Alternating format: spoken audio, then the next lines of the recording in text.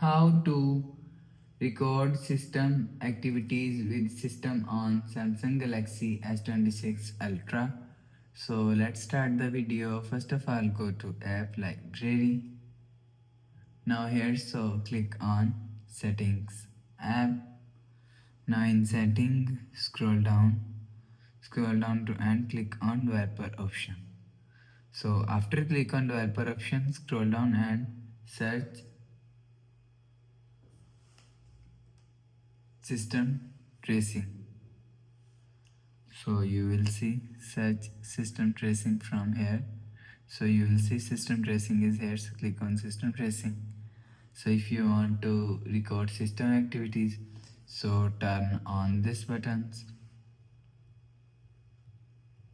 and after turn on this buttons, you will see your system is.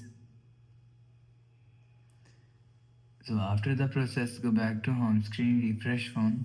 So that's how you can record system activities on Samsung Galaxy S26 Ultra.